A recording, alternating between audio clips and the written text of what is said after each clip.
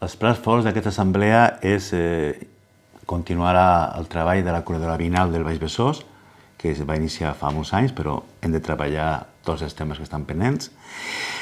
Hem de fer una comissió de l'amiant a la ciutat per treballar tot el tema del cens i el mapeig de l'amiant a la ciutat.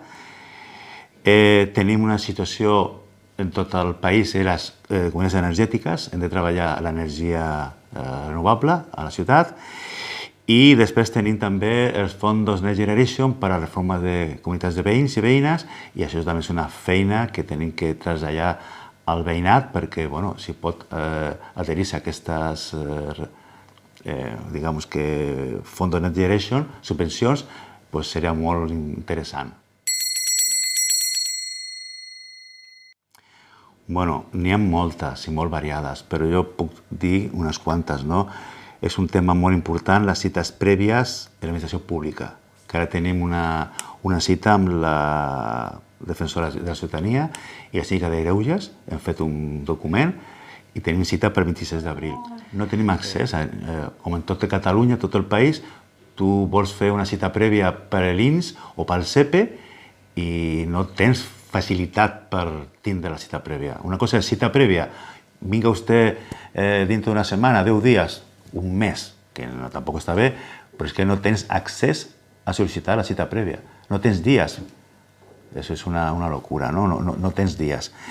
Un tema molt important, com en tot Catalunya, és atenció primària, la sanitat pública. És un tema que treballem i treballarem amb Santaco d'Uprou, que perteneix a Marea Blanca. Fem una feina molt bona i d'entrada ens han ofereix formar part, en lloc de fer una comissió de sanitat, la Santaco d'Uprou treballar la sanitat juntament amb la federació. I això ho hem de treballar els propers mesos perquè és una situació bastant bona per tots. I després l'atenció a la gent gran, l'atenció a la gent gran com residència pública i amb centres de dia, que són molt necessaris a la ciutat. I un tema que també ens preocupa, perquè en el Baix Llobregat ha sortit un problema amb el transport públic, amb la licitació del transport públic amb una baixa temerària. I això vol dir que el servei es perjudica, neteja del servei, freqüència del pas d'autobusos, autobusos més vells que no la renoven i les condicions laborals dels treballadors i treballadores d'aquesta empresa. No volem que sigui una empresa X, volem que el servei que tenim ara continuï amb la qualitat que tenim, sigui Tuxal, sigui TMB, sigui qui sigui, però que el contracte no vagi pel camí que estan fent al Baix Llobregat, que han fet amb una baixa temerària de la licitació.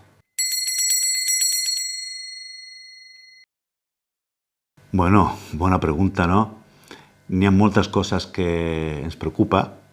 Una, bàsicament i principal, és la participació de la dona en les juntes de l'associació de veïns i de la federació. És molt important que la dona se visibilitzi. No es visibilitza per moltes raons, però es preocupa. Volem que la dona sigui a les juntes i a la federació, de les juntes d'associació de veïns i de la federació. I després hem de trobar una representació als barris intentant arribar i connectar amb totes les veïnes i veïns, siguin d'on siguin, la cultura que siguin. És molt important perquè tots som veïnes i veïnes i l'associació de veïns crec que no hem arribat a aquests veïns que han vingut de fora. No hem connectat, no hem acceptat que tenen una altra cultura, tenen una altra forma de viure, de tradició, i hem de connectar. Som veïns i veïnes. Potenciar els projectes de la Confag, com són Bares Violeta, La Porta, La Trama, Aula Actual, són projectes que crec que hem de compartir i potenciar a la ciutat, no? I compromisos per tirar endavant la firma de compromisos que hubo el dia 1 de desembre del 22 entre les alcaldies de les ciutats amb la comunitat veïnal del Baix Besòs. Hem de treballar tots aquests aspectes, no?